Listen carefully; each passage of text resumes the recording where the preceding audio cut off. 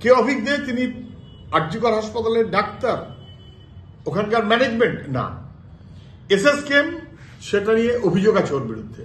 বর্ধমান অথচ আরজিকরে কেন? তাহলে আরজিকর বর্ধমান খ্যাত অভিক দে থ্রেড সিন্ডিকেটের মাথা, সবাই জানেন, সবাই বলছেন।